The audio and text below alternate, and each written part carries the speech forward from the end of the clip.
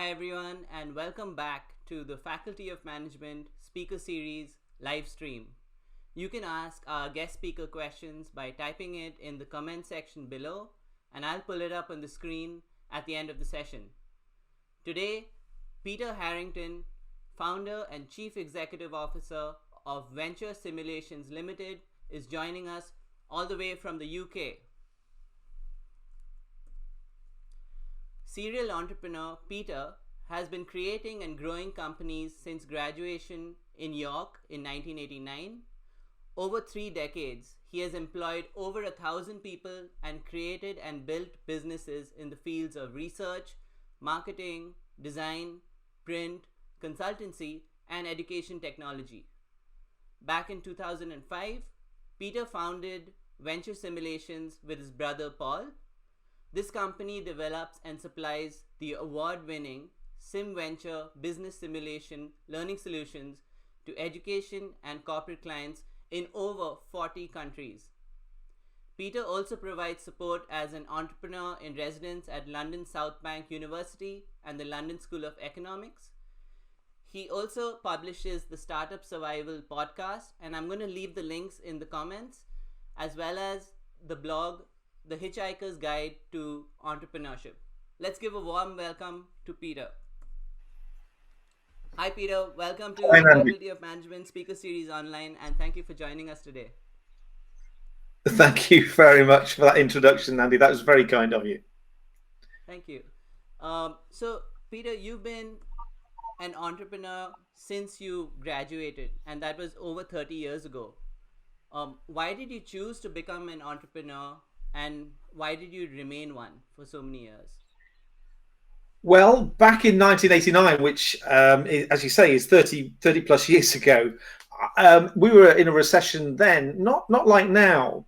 And I got a couple of rejection letters from employers that I was hoping to work with. And it kind of dawned on me that, why am I doing this? I'm much more interested in trying to do something myself and start my own business. My mum at the time was running a company in a different part of the UK, but I genuinely felt compelled to do something for myself.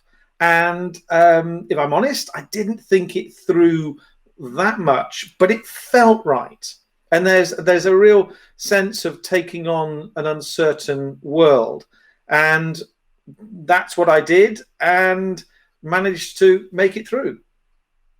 Well, that seems like, so tell us a little bit about your journey from 1989 to 2005 when you founded Venture Simulations.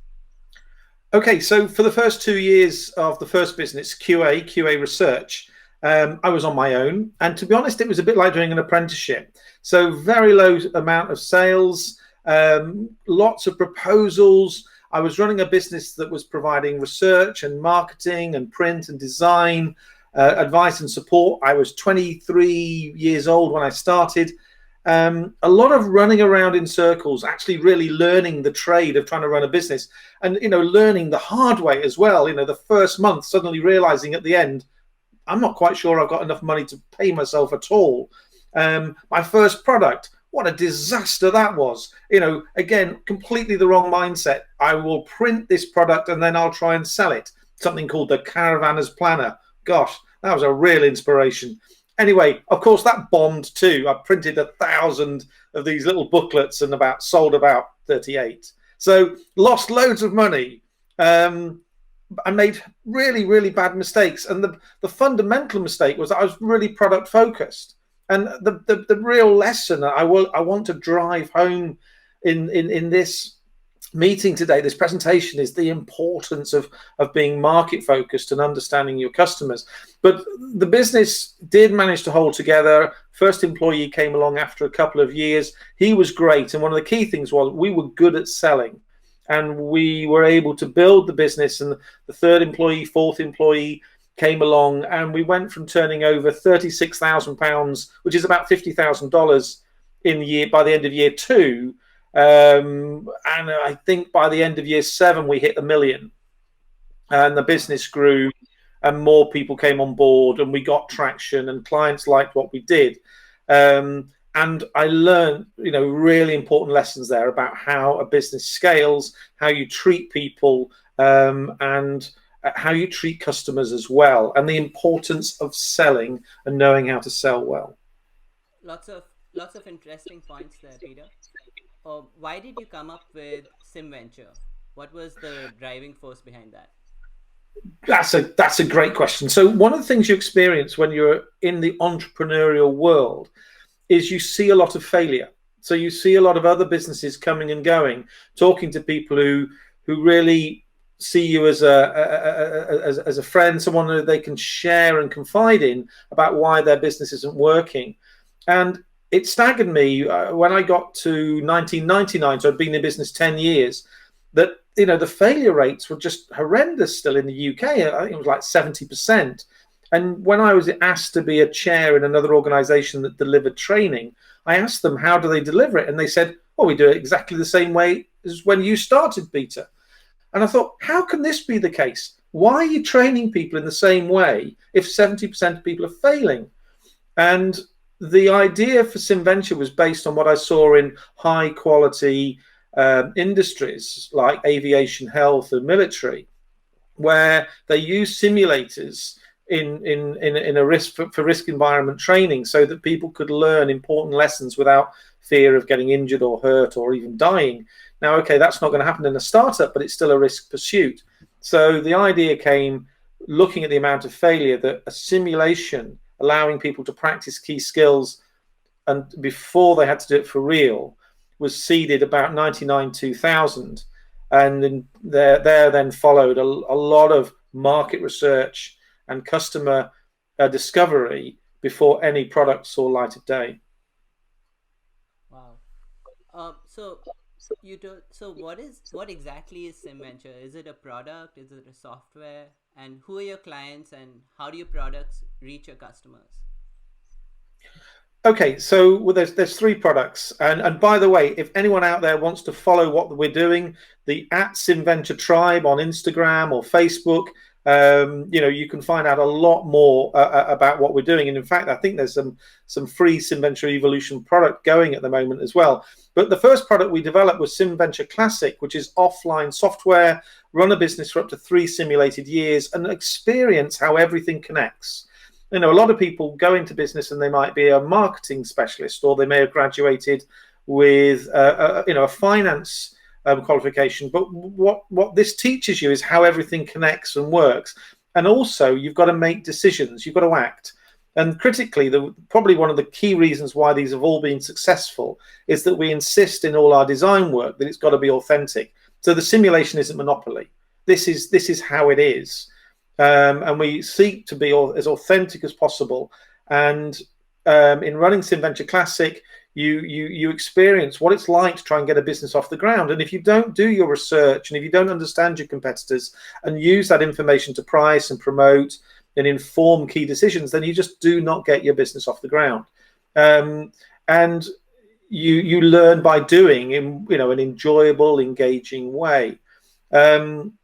I think the authenticity of Classic and the fact it won awards very early on helped us hugely, because we had clients or potential clients as they started out from all over the world, and people who wanted to resell our products. They found us before we found them, because it was top of the class product.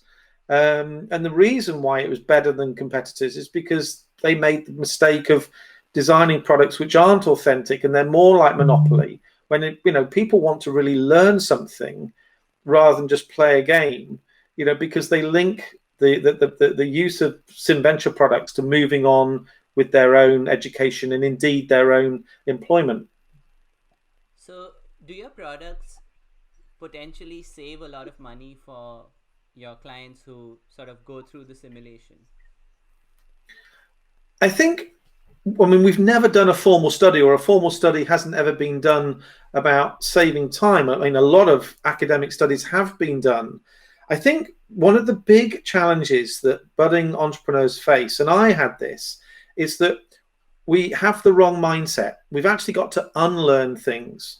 For example, people who are entrepreneurs are often quite confident and have quite high levels of self-belief.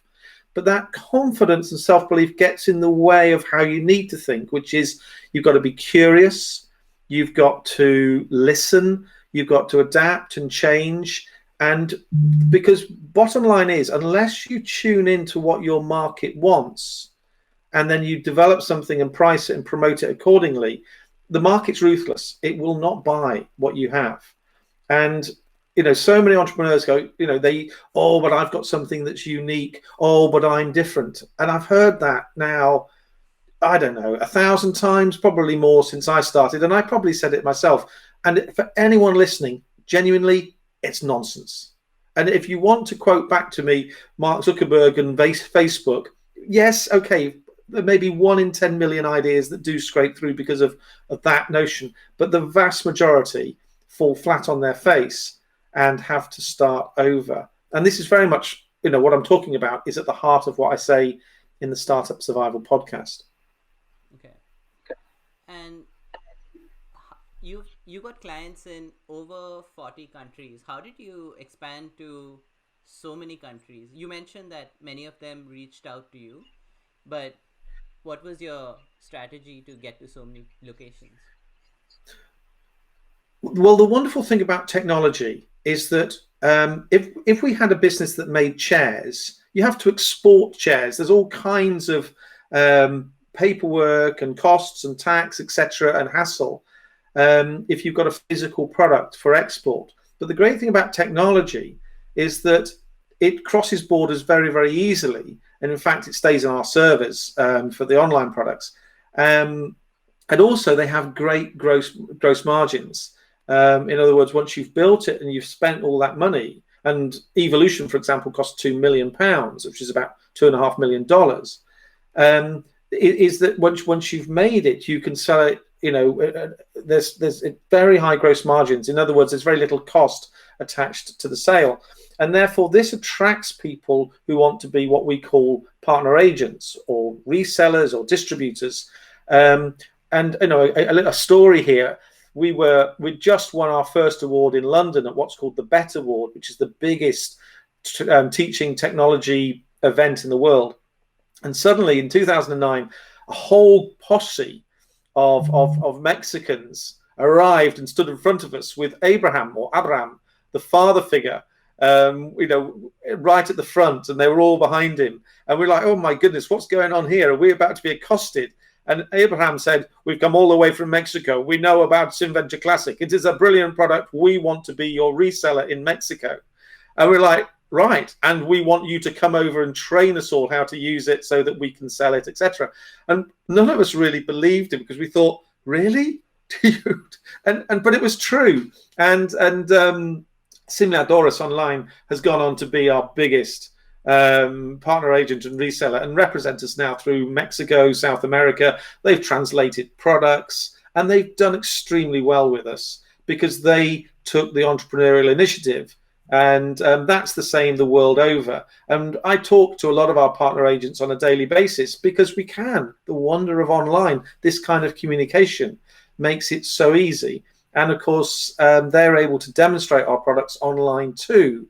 So, having an online suite of products, or products or technology products is a great place to be, even though we are in a very difficult crisis at the moment. That's really interesting. And you mentioned that your client in Mexico or your reseller in Mexico went ahead and helped with translating your service. And that actually leads me to my next question is, how did you account for cultural and language differences when you expanded to different regions? Okay, you have this wonderful program in the States called The Simpsons. And it's absolutely brilliantly written. And if anyone is listening and they're thinking, why does that relate to the answer? I will share in a minute, because in The Simpsons, Bart Simpson asks the question, what is the key to motivation? And anyone listening may want to try and think about this now. What's the key to motivation? How do you get people to do things? Well, the key to motivation, as said in The Simpsons, is simply this: it's trust. And the key to building a global business is developing trust-based relationships with people all over the world. And so everybody we work with, we work very, very hard on those relationships and keep them transparent and open. And when you make a mistake, and talk about it, because when you do that, they can see that you're interested in the long term. And it's the entrepreneurs who seek genuine success. It's about the long term, because happiness in our lives is all to do with the quality of relationships we have with other people. And it's exactly the same in business as it is personally. And we get on incredibly well with all our partner agents around the world, and their well-being and what they're doing means a lot of communication and understanding. And therefore, when they come back with issues, as you mentioned, about how do we sort of make sure we cater for cultural differences, an example would be Kenya, where Sarah Kanaya came back to me and said, look, Pete, we've got a slight problem because you've got an image of a pig for the piggy bank, but we really don't want that, or we've got pushback in our Muslim community. Is there anything you could do? And we said, sure, we'll change it. And unless you have trust and communication, you don't get to know about all these things. And it's all about being customer focused and understanding your market, and they are far more likely to tell you things. And that's just one example about how products get adapted and changed based on open communication and trust. I think you raised some really interesting points there. We have a question from the audience, and from Umut, and he's asking,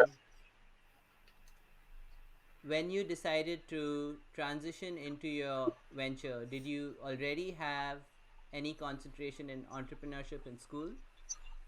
For those of us who are specified in other business functions such as marketing or finance, how do you think an entrepreneurial mindset would help us achieve our goals?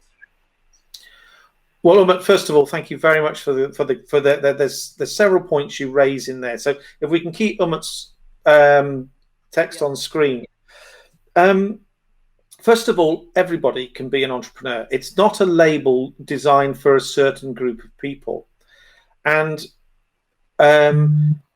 becoming an entrepreneur isn't something, it's not black and white. I mean, plenty of people can have a job and a hustle on the side, or have a job and they just be very entrepreneurial within it. But being being an entrepreneur where that is your livelihood, it's gone on from being a hobby. My advice is this: look, we get one shot at life and no one gets out alive. Therefore, it's about understanding and finding what it is that really resonates with you, what makes you sing. And you do that by doing as many things as you can, particularly when you're young, and finding out what sings to you. What do you really enjoy? And a great example of this, again, is another American. And anybody out there who hasn't read Shoe Dog, read Shoe Dog.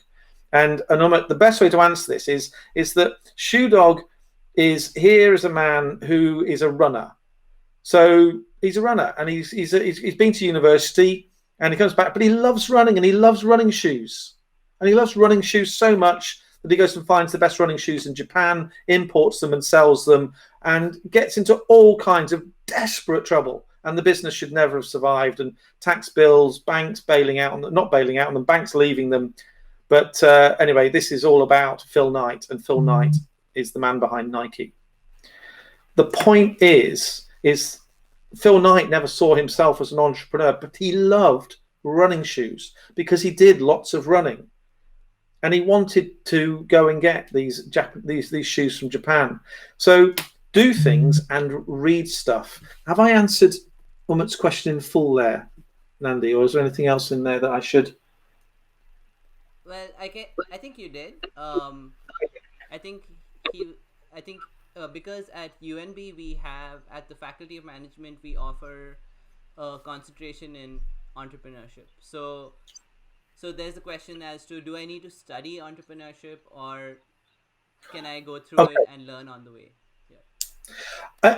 I think you can do both. There are, entrepreneurship, learning about entrepreneurship is about doing as much as you can, and making decisions and reflecting and learning about what's happened.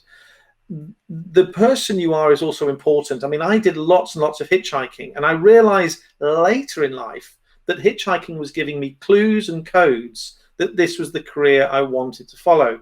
Because hitchhiking is all about dealing with uncertainty, meeting people you've never met before, sort of taking the different path. And I loved hitchhiking. I didn't do it because I had to. I loved it. And I think it's tuning into the person you are. This is all part of it. And also finding people around you who are mentors, people who give you great advice. And I was very fortunate to have two people in my life between the ages of 17 and 30 who were absolutely phenomenal advisors and mentors, and guided and shaped how I was thinking. And they made a huge difference to my life. Nandi, I'm sorry, I'm going on, but thank you again for the question, Emma. Thank you. We have, by the way, for everyone watching today, I've added the links both to the podcast as well as the blog. It's in the comment section, posted by UNB Faculty of Management. Have a read, have a listen. We have another question from, and I'm sorry, I'm butchering your name, Liu. Yeah. And the question how do you regard failure? How do you mitigate the damages and trauma that failure brings? You can't. Look, if you want to set out and mitigate the damage, well, I mean, let's start that answer again. We designed SimVenture Classic, SimVenture Evolution, and SimVenture Validate to help people experience important lessons without having the trauma of actual failure. But we mustn't see failure as a bad thing. Failure, you learn so much more from failure than you ever do from success. The key thing here is that don't bet the mortgage. If you want to learn a bit more about this, there's a great book called Adapt, Why Success Always Starts with Failure by Tim Harford. And in it, he talks about, I believe it's Peter Polchinski, a Russian engineer, who he said it's learning is all about doing things and not quite getting it right. And then going, okay, so what do I do? So don't bet the mortgage, Lou, is definitely what I would advise. But whatever you do, do not put yourself in a situation where you can't make a mistake. Anyone who says I've never made a mistake, you've never tried. It's about putting yourself out and doing things and realizing what works and what doesn't. And I think the important thing for people starting up is there's a really interesting point where you realize if you want to find out what people want and do research, that means you've got to go out and talk to them. Don't start looking in books for trends and the internet for trends. That's far too macro. You need the micro detail. You need to talk to people. But then immediately people come up with, oh my goodness, but if I talk to them and they don't like my product or they don't like me, what's going to happen? Well, just go and find out, because it might happen. They might not like you or they might not like your product, but ask why, find out, because this is very important. Don't worry, by the end of it, you'll still be alive. You won't have bet the mortgage, but you'll have learned something. A key thing about being a successful entrepreneur or being an entrepreneur is taking on board rejection. And again, it goes back to hitchhiking. I mean, far more cars went past me and rejected me than ever gave me a lift. But it's just, that's life. And almost the more rejection you get, the better, because you learn more and you develop a thicker skin. And that helps with resilience. And when people are rude to you, and occasionally they were when I was hitchhiking, and they still are in business, well, you learn to put that all in perspective. I love that analogy of the cars passing you. That's so... Many did. And they still do. In light of what Lou just asked, what were the challenges that you faced when you thought of SimVenture from a concept level to an actual product with paying customers? Well, that's a great question. So it takes me back. What's really interesting, if you start a new business and you do want to make chairs, then you know that the ground that you're on is fairly safe in that people do buy chairs. The problem you've got is that you've got lots of stiff competition.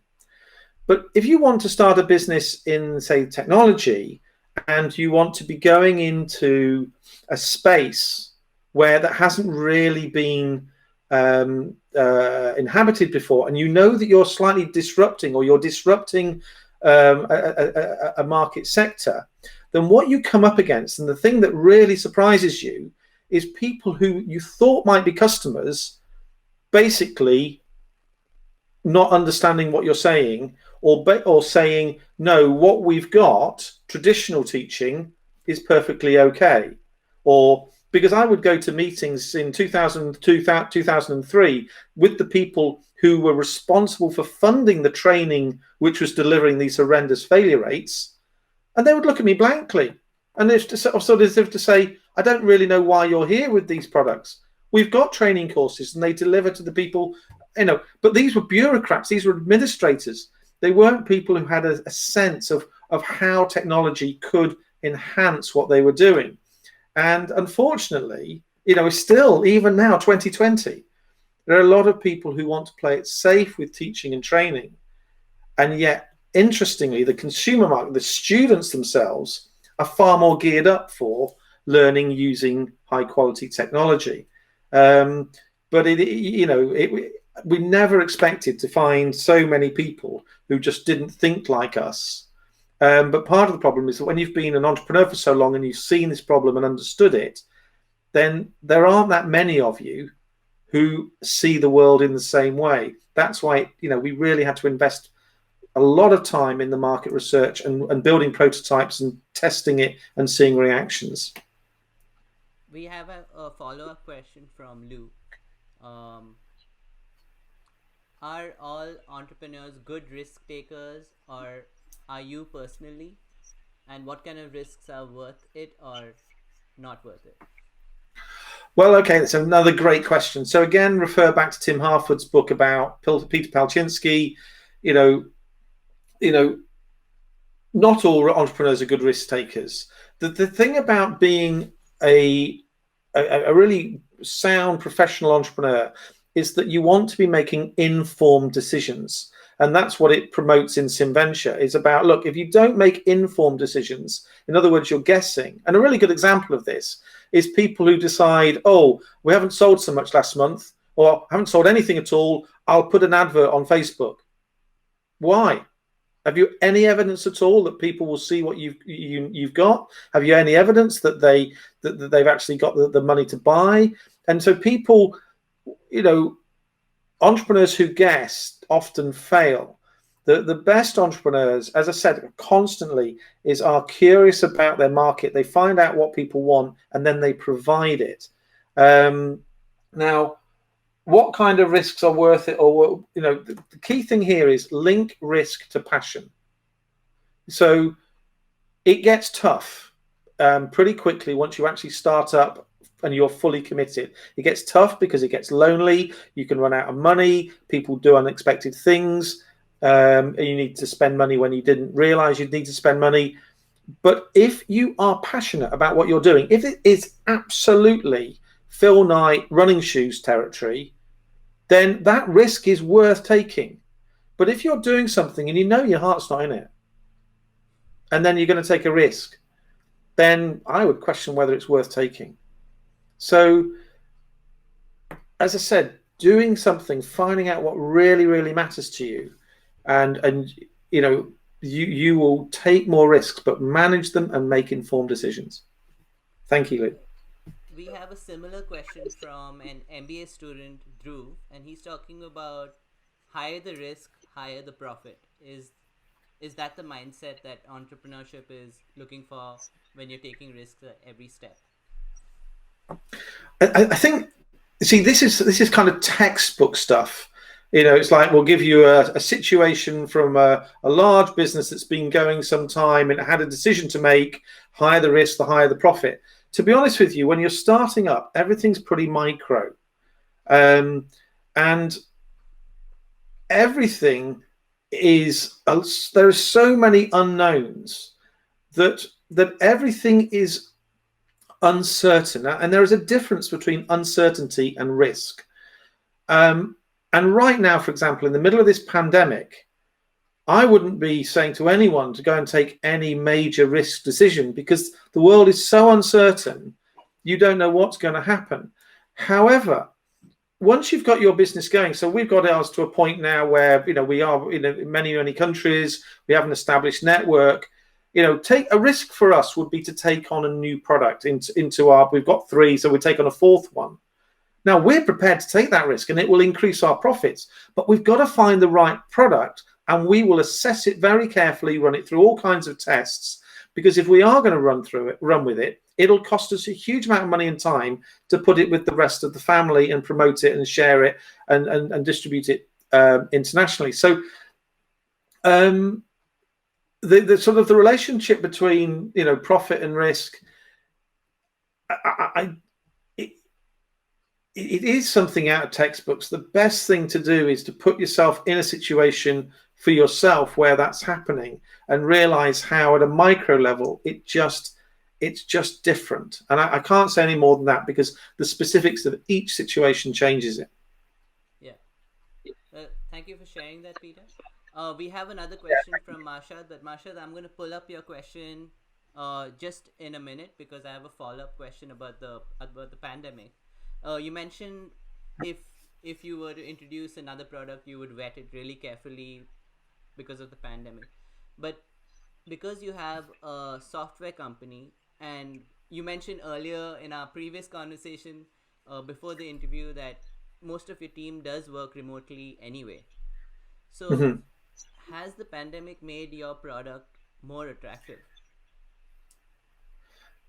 Well, the short answer is yes, because the world of learning has shifted on its axis towards online, because that's what people now have access to. This is all online. None of us are meeting. Having said that, at this moment in time, people naturally are in an uncertain world, so budgets are being held. People are spending their money more carefully, and so we're not necessarily seeing an upturn quite yet. But having said that, what happens, an example of an upturn for us is we're now dealing with sort of governments in countries that who want to change policy, who want to do things more in a more agile way, that want to spend money. So where they may have spent, for example, £5 million on a training project with traditional people going out to meet people, to train them, for workshops to be held physically, we're saying, look, we can do that at 1/10 of the price and we can probably deliver better results. And because the costs are just, we will send things to, everyone will be able to log in online, or we'll send them the software, and they can even deal with, if they need to sort of work with coaches and trainers, and they can do that all online too. And learning about entrepreneurship is about acting and asking great questions. And the best facilitators, particularly for entrepreneurship, it's about getting people into a situation where they ask those questions because they understand their meaning, rather than someone having to sit there and listen to someone talk to you about cash flow, which can be pretty dull. Just a follow-up from Sydney. Have you had to pivot in any way? Okay, thank you, Sydney. Has product become more attractive since the pandemic? Yes, it definitely has.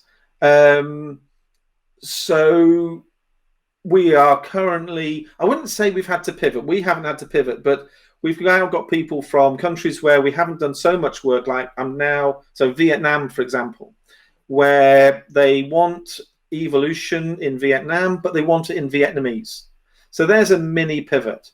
So what we've got to do there, to come back to the question from Dhruv about risk, is that we do not want to be the people who spend the money and the time translating evolution into Vietnamese, because we do not know what sales are going to result. And the people who want to be the partner agent doing who will do the translation, they don't know what the sales will result. So we have to find a way. So they will do the translation. We will back it with the technology so that we share the risk, but also we do pivot the product, by enhancing it for that particular market in that particular country. There have been some other small adjustments. At the moment, I should say that we are doing quite a bit of work on our website to pivot that, because there's another brilliant book. Anyone doing website work at the moment, here's a brilliant book for you. It's called Story Brand by Donald Miller. And it's absolutely brilliant. If you want to learn about branding and getting your branding right from the word go, and it will cost you something like $12. And you'll learn so much because it makes so much sense, which for someone like me who needs things done pretty simply, simple books are really effective. Thank you for sharing that. On the note of online technology and getting to your market, Marshad's question is, how can we start a conversation to get feedback from our customers in an online business with low customer engagement? That's a great question. It's a great question. I think, Marshad, you would take, even though all the questions have been great, Marshad, yours takes question of the, is this a webinar or a seminar, Nandi? What would you call it? Well, it would be a live stream. It's live stream, sorry. Yeah.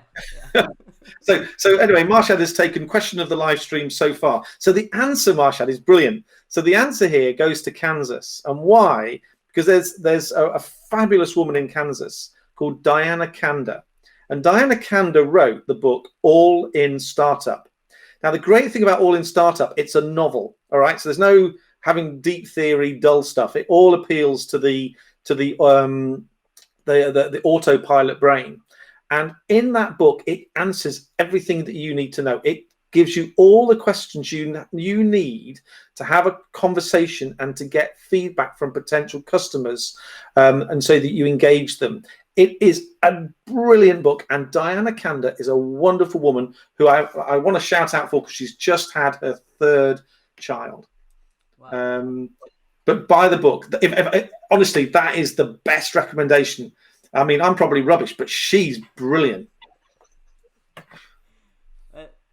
Thank you. And I'm going to be posting the links of all these books and references that you mentioned, and I'll post it in this live stream conversation after a discussion. Let's talk about, you've hired over 1,000 people in the last 31 years. That's why I've got grey hair. What qualities do you seek when you're looking to grow your team? Is it aptitude? Is it attitude? Is it what would you tend towards? Okay, so it is all about attitude. It's not about behaviors. It's about attitude. And the kind of attitude you're looking for are people who are different and go above and beyond.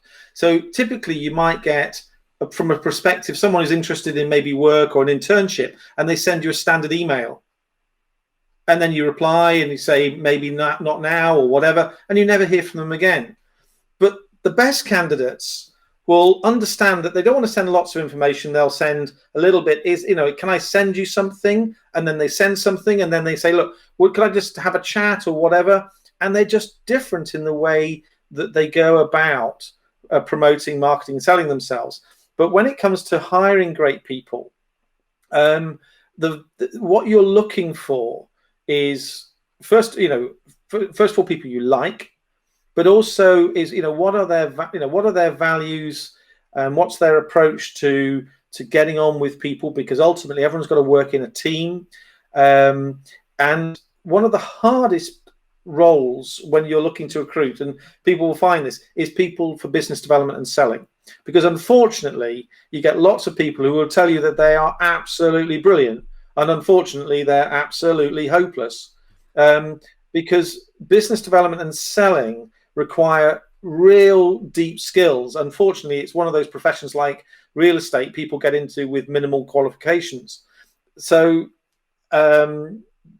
what you're looking for in that role, for example, is people who understand human behavior and how we are influenced and how we're persuaded. And here's another top text, Robert Cialdini's Influence, Science and Practice, another American, by the way. All these books are written by Americans, I think, apart from Tim Harford, he's English. But you're looking for people who have just got more about them than what you're putting on the spec. But at the same time, you also don't want people who are just overconfident and brash And because you're thinking, look, you've got to get on with my team, and I'm thinking, well, how are you going to fit in? And if I'm sensing you're just going to upset the apple cart, then it's too much risk to take. So it's a fine balance between really being different, but not being that overconfident or arrogant individual who thinks that they've got talent, or that's going to win them the day. So much of this comes down to emotional intelligence and understanding how you relate to other people. It's another area I would definitely advise people to invest time looking at. And it's funny because I ask every guest speaker this question, and it's always similar. It's like group dynamics plays a big role. Attitude seems to trump aptitude. So thank you for sharing that. There are some small little things to mention as well. Whilst it's not about techniques, ask yourself, what's the most important word in your world? And the answer is your name. And so if you're going to go and meet people, use their name and remember their name, and try and think about how you would want to be treated. And for goodness sake, obviously turn up on time, but don't turn up so early that they've got to look after you for ages before they actually see you. I think the great thing is, someone told me when I was doing the podcast, another American from New York, startup is the ultimate personal development program. And it is, because you're always learning and changing, and you're working out how to get the best from yourself. I probably could come back to that again and again, but I'll leave it there, Nandi, because I know you have other questions. Okay.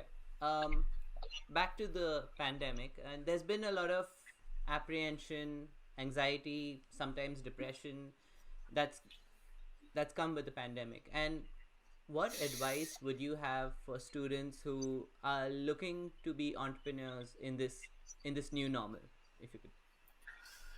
Okay, so that's a good question. We use the time wisely, because this is an opportunity to test your own resilience. It is tough, and it can't all be great, and it can't all be low.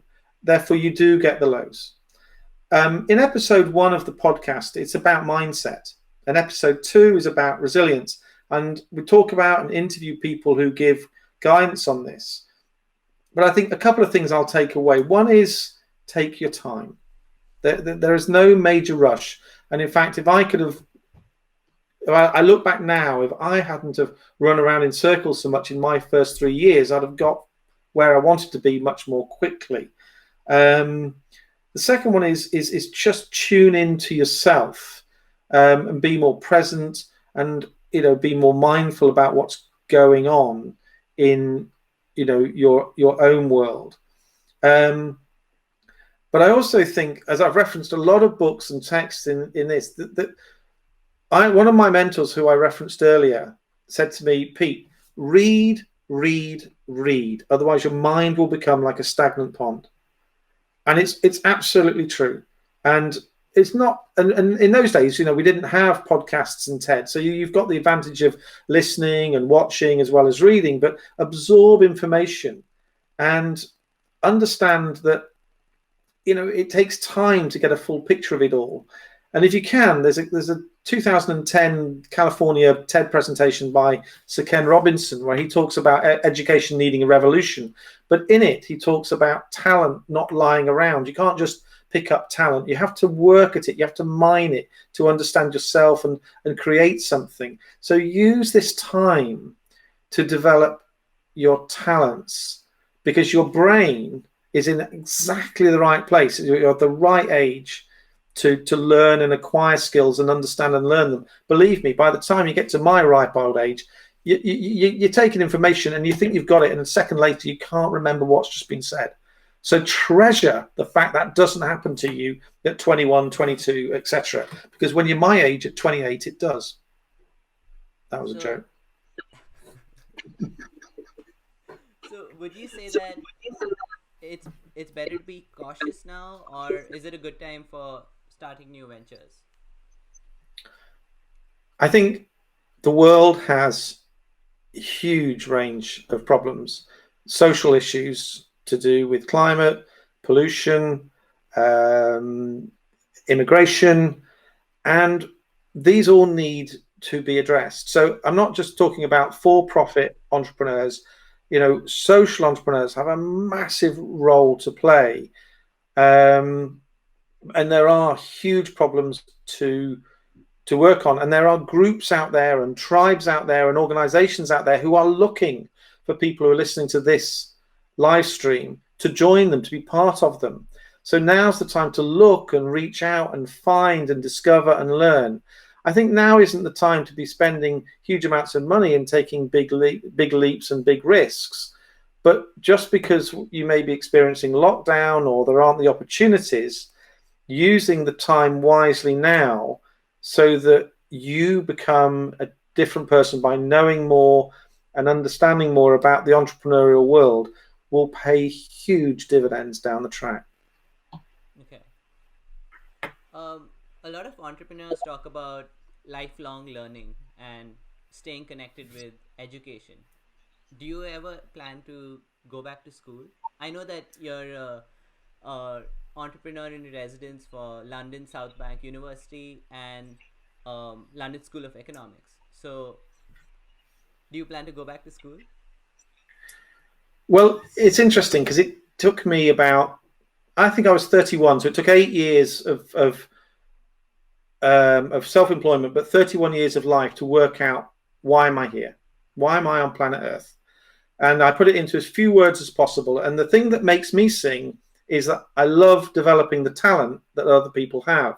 And once I worked that out, I realized that the business I needed to get into was the SimVenture business, because every day I do something which completely sings to me. And also, as you mentioned, the entrepreneur in residence work at the two London universities is brilliant. I love working with the startups and the entrepreneurs there and the students. We have a really good time.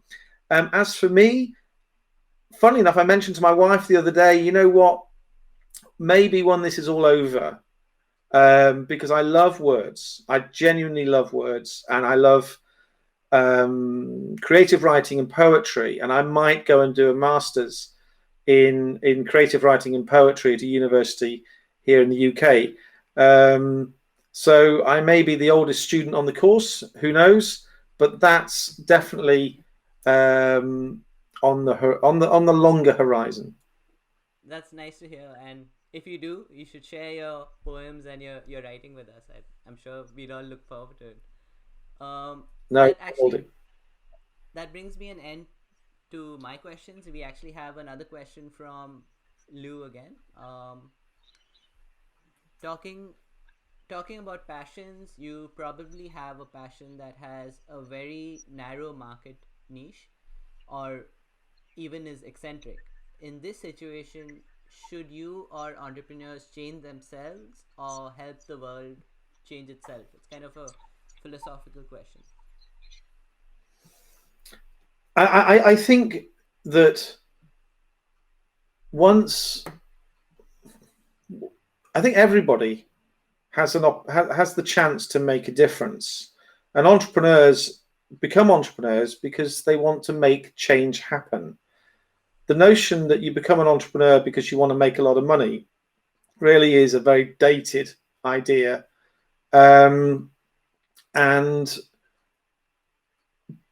But what I should add, though, is when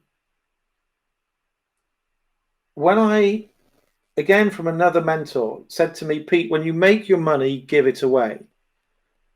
Now, the problem is, if you make money and give it away, then you can't then do your next thing.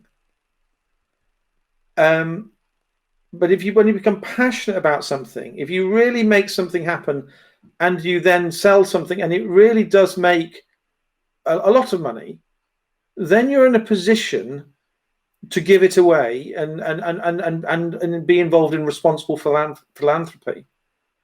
And that is where you can really help change the world in some small way. Now, I think with SimVenture, we're helping to change the world, to help people understand what it's like to start and run a business and avoid failure.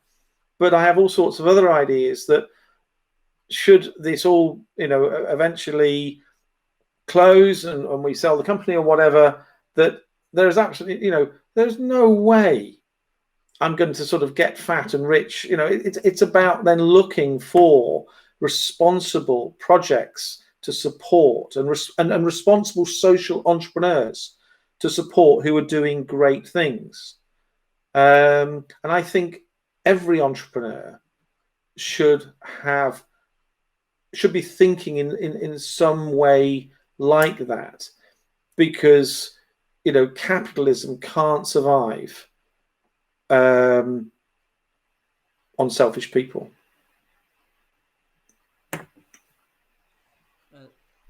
Thanks for sharing that. I mean, lots of that was a deep question, and that was a great answer. So thanks so much, and thanks, Lou, for your questions. Thank you, Lou. We have about 5 minutes left. If anyone from the audience we have time for a couple of questions, maybe. Feel free to type your questions in the comments, and I can pull it up. Can I just mention one thing very quickly while we're getting those? Of course, yeah. There's another book, lots of books here, called The Talent Code. And recently scientists have discovered that as we learn new skills, like, say, for example, riding a bike or keeping a football in the air, so the fact is it takes ages to learn it, but once we've learned it, it's like second nature.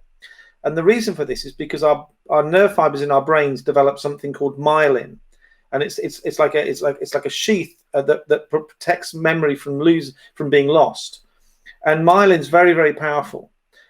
Got to be very careful for entrepreneurs, because entrepreneurs often, they talk to themselves, they develop a product, they tell themselves they've got a great product, and they develop myelin around the wrong nerve fibers, because it's only when they go out and sell it that they realize they can't, no one buys it. And they're confused because they go, well, I've got something brilliant, this is going to be brilliant, but no one buys it. And you've got to be very careful that when you're starting up, that you don't wrap the myelin around the wrong nerve fibers. And this is another root cause of failure. That's interesting. Myelin, I'm going to check out, and I'm going to post all the books that you mentioned, the links to those books. Okay. And again, shout out to the SimVenture tribe on Instagram and Facebook. Oh, for sure. Okay. I don't think we have any more questions. Is there anything else that you would like to add? No, I think it's been great. I know we're coming up to time. Thank you very much for allowing me to come on, and thank you very much everyone for the questions. It's been great to talk. Pete, thank you for taking the time to talk to us, of sharing your views, your journey, and it's been great. And we'll be in touch. And when things settle down, you should try and, if you visit New Brunswick, please let us know, and we can do a session in person for sure. Okay. Well, look forward to it, and I'll definitely be over. Thanks. Thanks, so Nandi. Okay. Cheers now. Bye. Bye.